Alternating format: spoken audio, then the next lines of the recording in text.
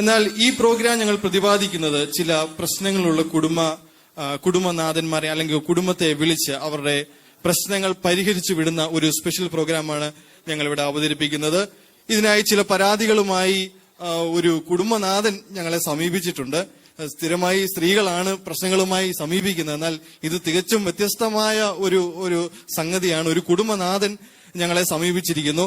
അദ്ദേഹത്തെ ഞാൻ ആദ്യം തന്നെ ഈ വേദിയിലേക്ക് സ്വാഗതം ചെയ്യുന്നു. Mister Adam from Eden. Sir, നമസ്കാരം.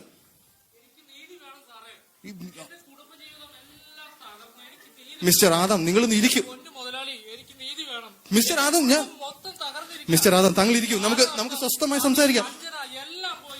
മിസ്റ്റർ ആദാം താങ്കളുടെ സീറ്റിലേക്ക് ഇരിക്കൂ. എന്റെ പൊന്നു മനുഷ്യൻ അങ്ങോട്ട് ഇരിക്കും. നമുക്ക് സംസാരിക്കാം. എല്ലാം 19ാമത്തെ പേജ് ഞാൻ കൃത്യമായി ഇതെന്താ സ്പൈറലോ? ഇതെല്ലാം കൃത്യമായി എന്റെ കുടുംബജീവിതം നശിച്ചു സാറേ. എന്റെ ഓക്കെ നമുക്ക് സംസാരിക്കാം. ദയവായി നമുക്ക് എല്ലാ കാര്യങ്ങളും വ്യക്തമായി സംസാരിക്കാം. ഓക്കെ തീർച്ചയായും നമുക്ക് ഒന്നിൽ നിന്ന് തുടങ്ങാം. ഓക്കെ, തുടങ്ങിക്കോ. ഇതാണ് എന്റെ പരാതി. ഓക്കെ, ഞാൻ നല്ലൊന്നാന്തര ജീവിതം ഏദൻ തോട്ടത്തിൽ നയിച്ചോണ്ടിരുന്നതാ. ഓക്കെ, അവിടെ എന്ത് സന്തോഷമായിട്ടിരുന്നു ഞാൻ നയിച്ചോണ്ടിരുന്നത്. ദൈവം എന്നെ അവിടെ കൊണ്ടാക്കി. അവിടെ പുലി, സിംഹം, തവള, പഴുതാര, പാറ്റ, എലി എല്ലാവരും എന്റെ പൊന്നെ, നിങ്ങൾ ഇതിനിടയ്ക്കാണ് താമസിച്ചേ? സൗഹൃദത്തിലായിട്ട് ഞാനിങ്ങനെ ജീവിച്ചോണ്ട് വരികയായിരുന്നു. അപ്പൊ ദൈവം പറഞ്ഞു എല്ലാത്തിനും പേരിടണോ. ഞാനൊരു ദിവസം വൈകുന്നേരം പുലിനെ വിളിച്ചു. പുലി. അപ്പൊ നിങ്ങളാണ് പുലിക്ക് പേരിട്ടെ? ഞങ്ങളാണ്. നിങ്ങൾ വലിയ മനുഷ്യനാണല്ലോ. എനിക്ക് എലിയെന്നും പാറ്റ, പഴുതാര എല്ലാത്തിനും ഞാനാ പേരിട്ടത്. അത് കഴിഞ്ഞിട്ട് എല്ലാത്തിനും പേരിട്ട് കഴിഞ്ഞിട്ട് ഞാനിങ്ങനെ ഇരുന്ന് ഇനി ആർക്ക് പേരിടുമെന്ന് ഇങ്ങനെ ആലോചിച്ച് ഇങ്ങനെ ഇരുന്ന് കഴിഞ്ഞപ്പോ ദൈവം വിചാരിച്ച് ഞാൻ ബോറടിച്ചിരിക്കുകയാണ്, എനിക്ക് ആരുമില്ലാന്ന് വിചാരിച്ച് എന്നെ അങ്ങോട്ട് ഉറക്കി. എന്നെ അങ്ങോട്ട് ഉറക്കി. പിന്നെ ഞാൻ എണീറ്റ് വന്നപ്പോ ഉണ്ടല്ലോ, ഞാൻ ഇങ്ങനെ നിക്കണ എന്റെ സൈഡിൽ ഒരു ഭാരം കുറഞ്ഞ പോലെ.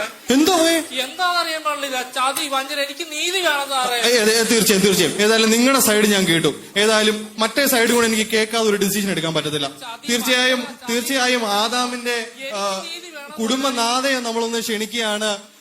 Mister Hawwa from Eden.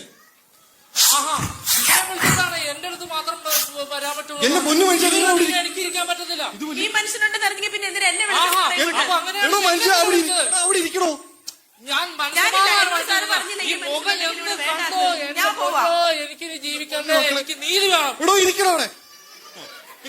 Sir എന്നോട് പറഞ്ഞില്ലേ സാറേ ഈ മനുഷ്യനില്ല, അതുകൊണ്ടാ വിളിക്കുന്നത്. അതുകൊണ്ടല്ല ഞാൻ വന്നത്. ഇപ്പൊ തന്നെ കണ്ട വഴക്കണ്ട തുടങ്ങിയതണ്ട. എന്നെ മാത്രം വിളിച്ചിട്ട് പരിപാടി അവതരിപ്പിച്ച് എനിക്ക് നീതി തന്നിട്ട് പറഞ്ഞു വിടാന്ന് സാറല്ലേ പറഞ്ഞത്. ഞാൻ പറയുന്നത് എനിക്ക് രണ്ടുപേരുടെയും പക്ഷം കേൾക്കും. ഏതായാലും ആദാമിന്റെ പക്ഷം ഞാൻ കേട്ടു. ഇനി ഹൗവയുടെ പക്ഷം ഏതായാലും കേൾക്കാം. സാറേ ചതി, ഇത് 19ാമത്തെ പേജ്. സാറൊന്നും എന്റെ പൊന്നു മനുഷ്യ, നിങ്ങൾ അവിടെ ഇരിക്കാവോ?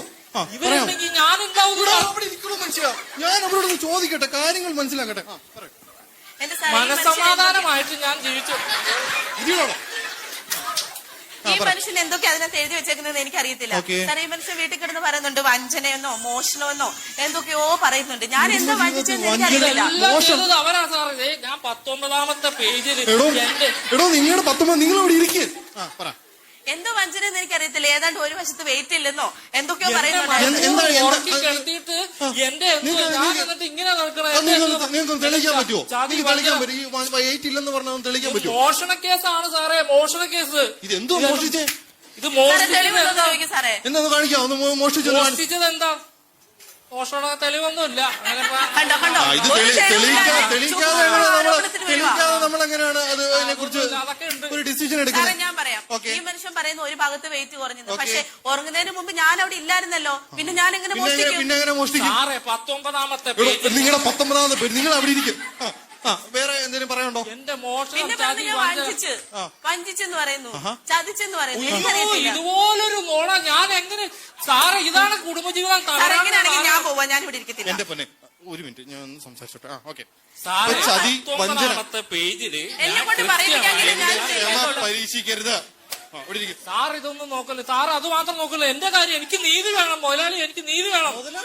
അല്ല എന്തോ ആയിക്കോട്ടെ, എനിക്ക് നീതി വേണം. ഞാൻ ഈ കേസിൽ നിരപരാധിയാ. സാറേ കണ്ടോ? എന്താ? അവരാണ് നിരപരാധി.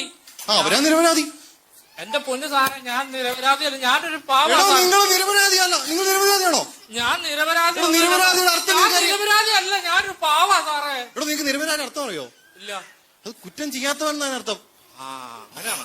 എന്നാ ആ സാറേ ഞാനാ സാറേ, ഞാനത്. സാറേ എന്നെ ഒന്ന് പറയാൻ അനുവദിക്ക്. വഞ്ചന കുറ്റം എന്നൊക്കെ പറയുന്നത് ഞാൻ അവിടെ പേജില് കറക്റ്റ്. സാറേ അവിടെ ഇരിക്കാൻ പറ. സാറേ ഇരിക്കാൻ പറ. എന്നെ കൊണ്ട് കടുങ്കൈ ചെയ്യിപ്പിക്കരുത്, അവിടെ ഇരിക്കും. മനുഷ്യൻ നിങ്ങൾ അവിടെ ഇരുന്നോളൂ, എനിക്ക് പറയാനുള്ള അവസരം. എനിക്ക് പറയാനുള്ളത് ഞാൻ പറയും, അതെന്റെ അവകാശമാണ്. ഞാൻ പറഞ്ഞിട്ട് നിങ്ങൾ പറഞ്ഞാൽ അത് പറയാൻ പറ്റില്ല. എന്റെ കുടുംബജീവിതം തകർന്നു സാറേ. എന്ത് മനസമാധാനമായിട്ട് നടന്നുകൊണ്ടിരുന്ന പുലി, പാറ്റ, സിംഹം ഇവരൊക്കെ ആയിട്ട് ഞാൻ മൃഗങ്ങളുടെ കൂടെ ജീവിക്കാനേ പറ്റത്തുള്ളൂ. ഞാൻ ഇത്ര ഇന്റർവ്യൂ ചെയ്തിട്ടുണ്ട് ഇതുപോലൊരു മനുഷ്യനെ. കണ്ടോ ഇപ്പൊ സാറിന് മനസ്സിലായല്ലോ ഞാൻ എങ്ങനെയാ കുടുംബജീവിതത്തിൽ മോഷണം. എന്റെ സമാധാനം. ഈ മോഷണം എന്ന് പറഞ്ഞാൽ എന്താണെന്നറിയോ? ഒരു ദിവസം ഞങ്ങളെ രണ്ടുപേരെ ഏതൻ തോട്ടത്തിലാക്കിയിട്ട് ദൈവം പറഞ്ഞു നിങ്ങൾ ഒരുമിച്ച് പ്രാർത്ഥിച്ച് പാടി ദൈവത്തോട് ചേർന്നിരിക്കണം. ഈ മനുഷ്യൻ എവിടെ പോയതാണെന്നൊന്നും എനിക്കറിയത്തില്ല. ഞാൻ വീട്ടിലിരുന്നപ്പം ഞാൻ പറയട്ടെ, ഞാൻ വീട്ടിലിരുന്ന് കഴിഞ്ഞപ്പോ എനിക്ക് വിശന്നു. ഞാൻ ഇങ്ങനെ പുറത്തോടെ ഇറങ്ങി നടന്നപ്പോ പാമ്പ് വന്നിട്ട് പറഞ്ഞു ഈ പഴം നീ കഴിച്ചോ, ഇത് നല്ലതാന്ന് പറഞ്ഞു. പഴം കഴിച്ചോ? പഴം കഴിച്ചു. ഞാൻ പറയട്ടെ സാർ, എന്നിട്ട് പഴം നല്ലതാന്ന് പറഞ്ഞപ്പോ ഞാനത് പറിച്ചിട്ട് തന്നെ തിന്നുന്നത് എങ്ങനെയാ മോശമല്ലെന്ന് ഓർത്ത് ഞാൻ ഈ മനുഷ്യനെ കൊണ്ട് എന്റെ അച്ഛനെല്ലാം വളരെ മോശമായി പോയി, വളരെ മോശമായി പോയി. ഞാൻ കഴിച്ചില്ല, ഞാൻ കൊണ്ടുവന്നിട്ട് സാറേ ഞാൻ പറയുന്നത് കുറെ സമയം ഞാൻ നടന്നു. നിങ്ങൾ 19ാമത്തെ പേജിന്റെ ഒരു കോപ്പി എനിക്ക് തന്നിട്ട് പോയാൽ മതി. ഞാൻ നടന്നതൊന്നും കാണാനില്ല. അപ്പൊ എന്ത് ചെയ്തു, ഞാൻ കുറച്ച് കഴിച്ചു കഴിഞ്ഞ് കുറെ സമയം കഴിഞ്ഞപ്പോ കയറി വരുവാ. അപ്പൊ ഞാൻ എന്ത് ഈ പഴം കൊടുത്തു. ഇത് എന്തിനാ ഇറങ്ങി പോയി കഴിഞ്ഞ് കഴിഞ്ഞാണല്ലോ, ഒന്ന് വാട്സപ്പിൽ വിളിച്ചാൽ കിട്ടുമോ, ഒന്ന് ഇന്റർനെറ്റിൽ വിളിച്ചാൽ കിട്ടുമോ, ഇത് എവിടെയാണ് എന്താണെന്നൊന്നും ഒരു റേഞ്ച് ഇല്ലാത്ത സ്ഥലത്തേക്ക് പോയി കഴിഞ്ഞാൽ ഞാൻ ചെയ്യാറാ. ഒരു ദിവസം ഒരു പ്രാവശ്യമെങ്കിലും വിളിക്കണം, അന്വേഷിക്കണം എവിടെ പോയി, എന്തിനാ പോയേ. കല്യാണം കിട്ടണ്ടേ? പക്ഷെ പറയുന്നത് ശരിയാണോ? വെറുതെ സാറേ എന്റെ ഫോൺ എടുത്ത് നോക്കാം, എന്റെ ഫോണിലേക്ക് ഒരു കോള് പോലും വന്നിട്ടില്ല. നിങ്ങൾ എങ്ങനെയാണ് വിളിച്ചത്? വാട്സപ്പിലാണോ വിളിച്ചത്, IMOയിലാണോ വിളിച്ചത്, എങ്ങനെയാ വിളിച്ചത്? അന്ന് എന്റെ ഫോൺ എന്തോ കംപ്ലൈന്റ് ഉണ്ടായിരുന്നു. പക്ഷെ ഞാൻ വിളിച്ചായിരുന്നു. ഇപ്പൊ മനസ്സിലായില്ലേ? എന്നിട്ട് ഞാൻ ഈ പഴം കൊടുത്ത് അന്നാ ചോദിക്കണം നീ എന്തിനാ ഇത് പറിച്ചേ, ദൈവം പറഞ്ഞല്ലേ ഇത് കഴിക്കരുതെന്ന് പറഞ്ഞ്. ഇതൊന്നും ഇല്ലാതെ മാക്കെന്ന് വാങ്ങിച്ച് തിന്നിട്ട് മുഴുവനും കുരു സഹിതം തിന്നു സാറേ. എന്നിട്ട് ഇപ്പൊ എന്നെ കുറ്റം പറഞ്ഞു.